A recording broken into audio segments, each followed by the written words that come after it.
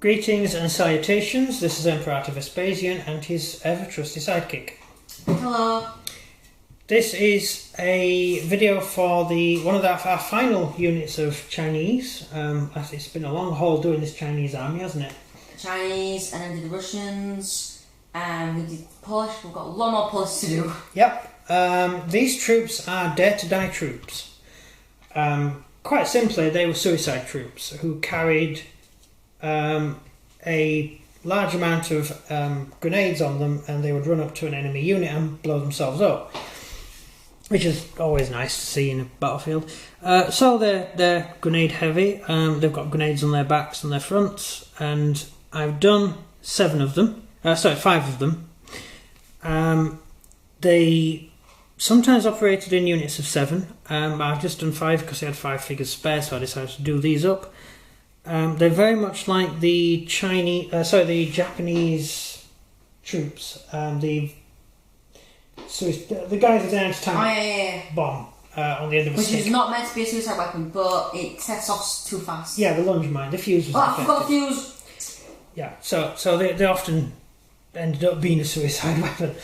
But these guys are actually suicide troops, and they would strap all these bombs to themselves, and then grenades. And then they would just charge at the enemy and detonate themselves. So they were quite dangerous. They gave the Japanese quite a bit of trouble. Are they the ones who went under tanks? Yes. Yeah. They would throw themselves underneath a Japanese tank or at a Japanese tank. They would throw themselves into groups of Japanese soldiers. At one of the battles, one guy managed to take out 4 Japanese tanks. He jumped into the middle of a group of tanks on a crossroads. Did he survive then? Obviously not. Oh. And he detonated himself and he took out all 4 Japanese tanks. But then the Japanese got many more tanks. There was another one where he managed to kill 24 Japanese soldiers. He jumped into a street, blew himself up and took out 4 soldiers. So they're actually very useful. It's just you have to get them there. So I tend to spend a lot of points on them, so they cost 30 points each if you're going to get a veteran. What each? So although it seems expensive getting them as veterans, it means they save on a 5 instead of a 4. And suicide troops would usually be veteran troops. They would be very well motivated. Obviously they wanted to die, so they're very well motivated troops. So very useful to have in your army. Although keeping them alive, because they are going to be a bullet magnet, it's really up to the enemy to try and... Yeah, it's really up to your own team to try and defend them until they get to their target, destination. Yeah, so you need... a good thing to do would be to assign them to a platoon, so the platoon can cover them as they get close, and then they would go in and attack. So that would be a useful way of using them. Let's just get machine gunned to death. Well, I think in bolt action you best use, instead of using them individually as sort of tank hunting teams or small teams, you have to think of them as a mobile howitzer. So you just bring them into range and then just do your attack. So the charge, just like normal, just as if you run into combat, but they blow themselves up at the end of it. So as long as you can get close enough, hopefully the enemy won't get the initiative, and then you can activate this guy. If you do get initiative and you're doing a campaign, then you go, plus loads of points. Yeah, so... Well, that's that over. Because you could end up being machine gunned to death or whatever. When you've got like 10 of them and 30 points each, so that'll be 300 points wasted on having the machine gun to death. Yeah, it is a single-use weapon, like calling in an airstrike. That's cost themselves up. Yeah, if you're calling an airstrike or artillery barrage, you only get 1 per game, so you're spending what? 85 points for an airstrike, 110 for an artillery barrage, off the top of my head, for a regular air support stuff. That's actually quite a lot of points to spend on 1 shell. Especially as if you roll a 1, your enemy uses your airstrike against you. Which is what you did. Which is what happened to me. So it can actually be a lot of points, whereas these guys, they only cost 30 points if you can buy a veteran, a lot less if you buy cheap ones, and it's not as cost wasting because these guys can actually hit and detonate, whereas an airstrike might not. So it's a sort of guaranteed weapon. But it is a throwaway weapon, so once your 30 points is gone, it's gone. Same with the Japanese if you're using a lunge mine. Once you've used it, it's dead. So you've used it to try and take out one tank. And the downside to a lunge mine is you can't attack infantry with it. You can only attack tanks with it. Whereas these can attack anything. So they can attack armor. Do they get free in Japanese units anyway? Because you just get them inside the unit regardless. No, you don't get them inside the unit. You get them assigned to get them assigned to platoons. Usually a couple of guys would volunteer, and they'll be sent out with a couple of riflemen from the squad. So they could actually be squad members that you basically upgraded, technically, as on paper. But these guys would be volunteers, so they just basically volunteer to blow themselves up. It seems a bit weird if you live in the West, where blowing yourself up is kind of considered a bit silly. But there are quite a few cultures which happily accept blowing yourself up. Yeah. Tactics? Well, on the subject of that, there are pilots who deliberately flew into targets from the West. So American pilots rammed things. British submarine rammed was it submarine or destroyer? Rammed the German battleship. Is it the Hipper? So it's the entire ship rammed the Hipper. The ship sank, but it damaged the Hipper. So, dying for a cause, something that people do. Depends if you win or not as to who writes the history, really. Bear in mind if the Japanese would have stopped the Americans attacking, and the Americans would have sued for peace rather than drop the nuclear bombs, and Russia hadn't have invaded, then the kamikaze would be regarded as the people who changed the outcome of the war. And certainly for the Chinese, troops like this, the do-or-die troops, certainly helped the Chinese fend off the Japanese, especially as the Chinese were running out of artillery and tanks and stuff like that. Mm-hmm. So you turn your infantry into suicide troops. Yeah. Tactics-wise, what are your tactics? Well, you haven't used them yet, so... I know what I'd do with them. What? I could put them behind one of their units, wait for the thing they're going to attack to get its initiative and fire, destroys the unit if it's what's in front of you, but that gives you a free move without getting hit. Yeah, blocking units, yeah. Or you just run through the infantry unit and go straight for them. Yeah, what the Chinese in real life would do is they would send out volunteers, riflemen, and the riflemen would go in front, sort of go in front shooting the Japanese snipers and stuff, Japanese soldiers, to keep them pinned. And once you've got the Japanese pinned, then the suicide troops would run over and detonate themselves. The only other thing that they would hide in places that would either pretend to be dead, or they would hide down manholes and things like that, wait for the Japanese to go over, and then they jump up and detonate themselves that way. Yeah. So your tactics actually, for bolt action terms, playing the game, your tactic of having a platoon in front firing, getting the enemy going through, yeah. Get him down. Stop talking. Yeah. Go on. You say yeah. Well, you say. I was about to say that. Carry on. You can. No, you say what you say. You say what you say. Right. So basically, my unit will pin them down, meaning my bombers, suicide bombers, will be able to run through my infantry unit and go straight for them when they're next expecting it. Yeah, because the Japanese would have used their order dice up.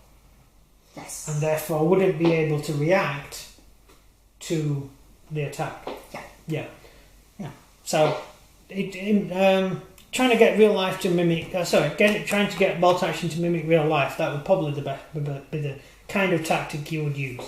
So I would agree with you with that entirely. Oh, so this is the first video got the same tactic?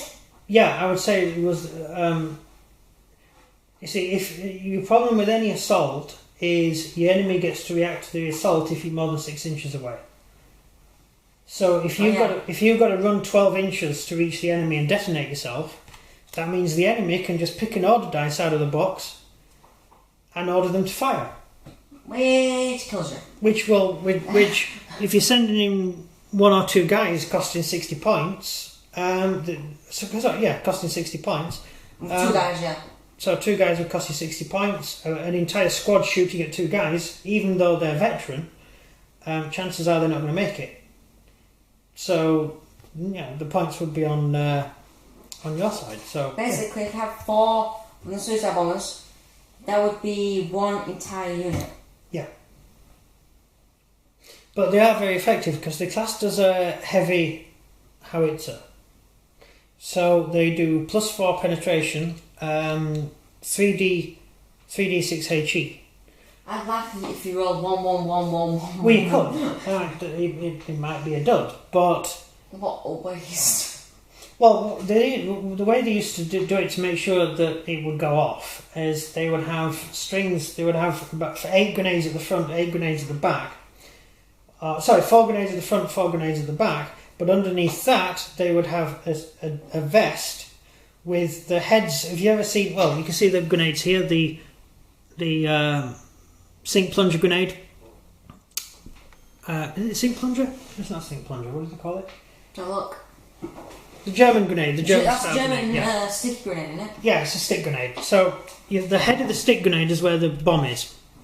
And they had vests, cotton vests, and it had pockets in the vest. And you would fill the vest with the heads of the grenades. So you can see the 4 grenades they've got on their chest and 4 grenades on their back. But down the front, behind those grenades, is a vest with about 16 heads of grenades in the front and 16 heads of the grenades in the back.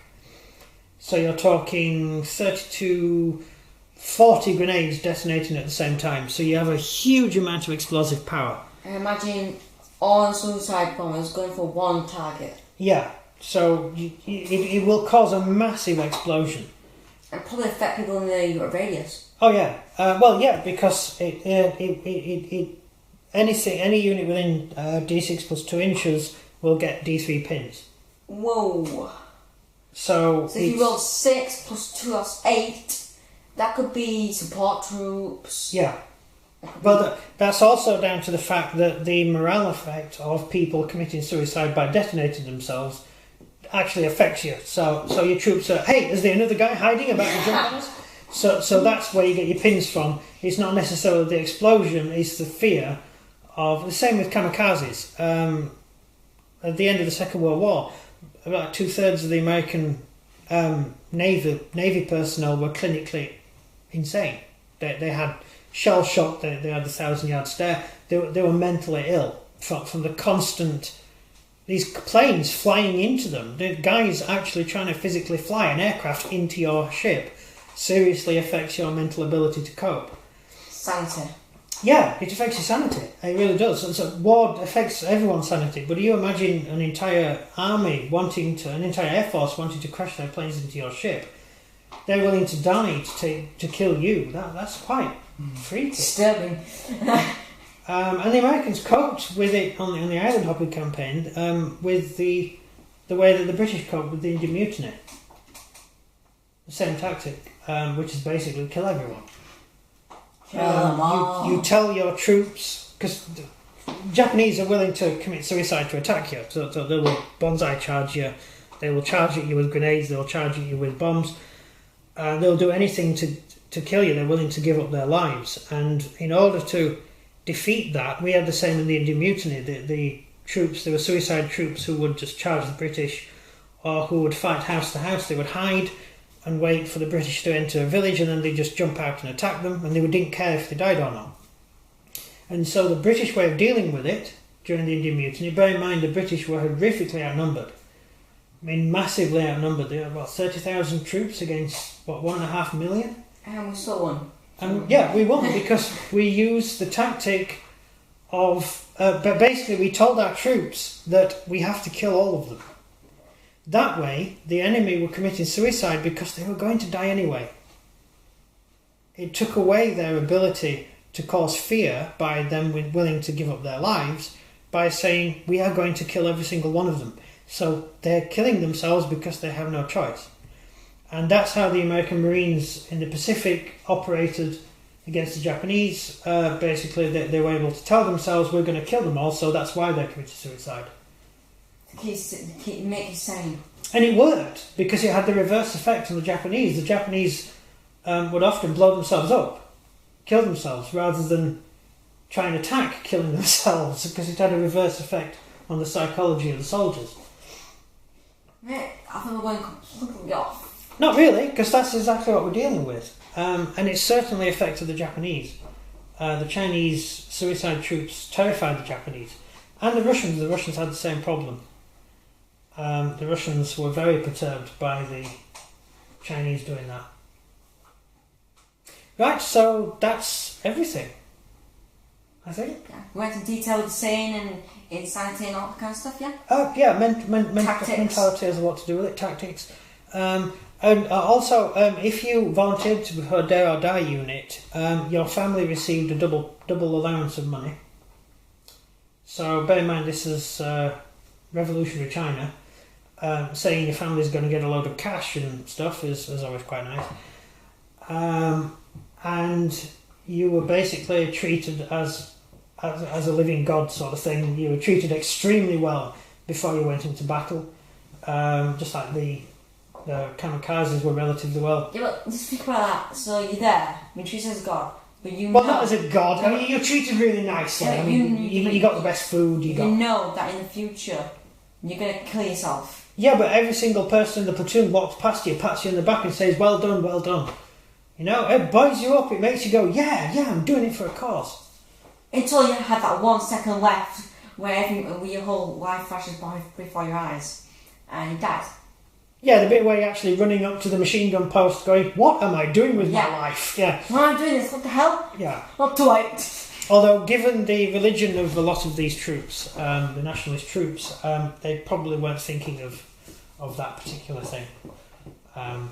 Same problem we've got now, unfortunately. But certainly the communist Chinese also use these troops, so that's probably more down to nationalism. I've heard Western countries doing this yet. Well, Eastern countries... Petard. In the English Civil War, petards were men who carried a bomb, and they ran up to a gate and blew themselves up. That's nice thought. Yeah, well, they weren't actually supposed to blow themselves up, but the fuses were really bad. It's not only the enemy trying to shoot you because you're carrying a bomb. Japanese launched it. Yeah, so fuse. they'd fire it with a match, and so they'd light the match, and often it would just blow up. So it's called being hoisted by your own petard. It was quite common. So you were considered to be a suicide trooper when you went in. No one thought you'd make it, but you got an instant promotion the moment you volunteered, along with the wage increase and everything. Yeah, 1 hour being a general before you kill yourself. Japanese kamikaze received an instant promotion. 2 steps in promotion, I think, and you got your name entered in the shrine of whatever shrine they have. They have a shrine to kamikaze pilots. Lord Ganesh. What? Lord Ganesh. Yeah. He's the Lord who destroys all objects and obstacles in your way. You are really good at this, aren't you? You know your stuff. Yes. Minor deity, though. The Romans had a god for doors. A god for doors? Yeah. Oh, god for tea and biscuits. Yeah, there's a dog that... Dog? It wasn't a dog. Dog, it was a dog. I think it was a fawn or something, and it basically protected doorways, which is weird. The Chinese have cats, don't they? Lucky cats. It's part of Chinese culture. From an ancient legend of a man who was beckoned by a cat, and it's a long story, I'll go into it later one day maybe. And of course the Forlorn Hope, Napoleonics. Forlorn Hope are the first troops to go into a breach. What, first one's dining? In the British Army, yeah. You could volunteer for the Forlorn Hope, and you got an instant promotion. Actually, you know what? So if you survived, Probably. you were promoted. The people who first went in were probably the people who survived.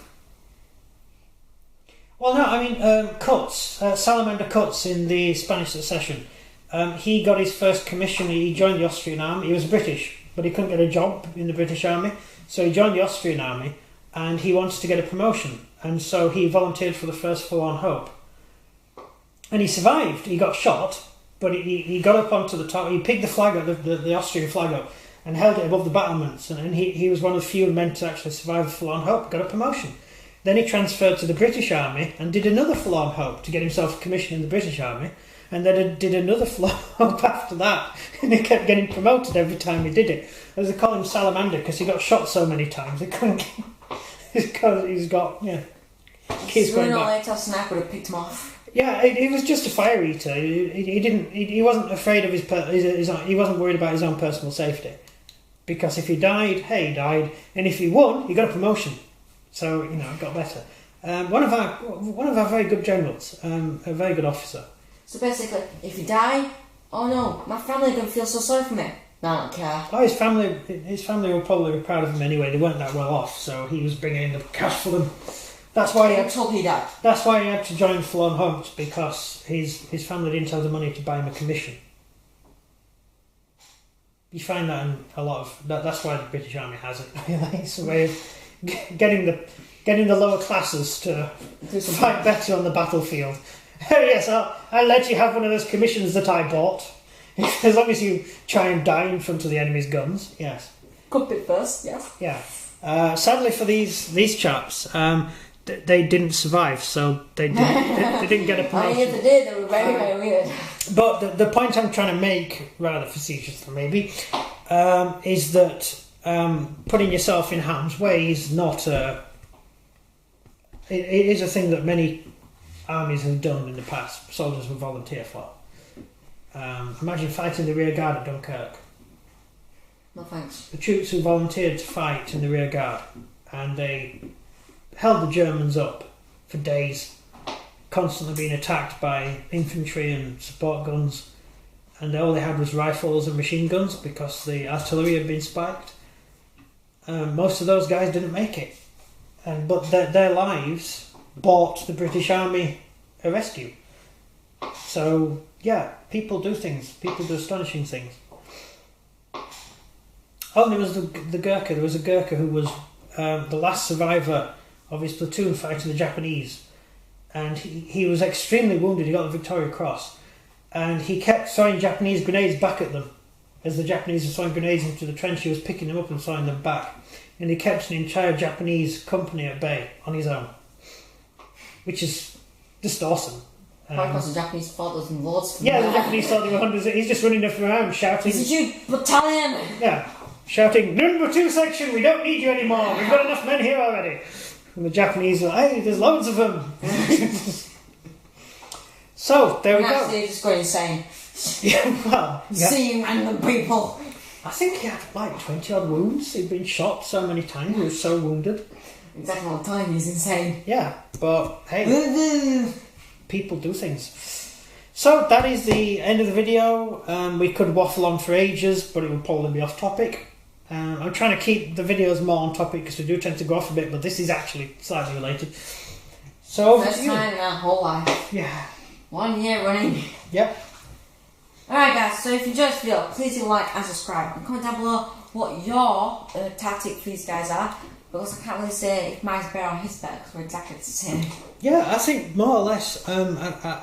Yeah, let us know what you would do. How do you use your suicide troops, your Japanese bombers, your assault engineers?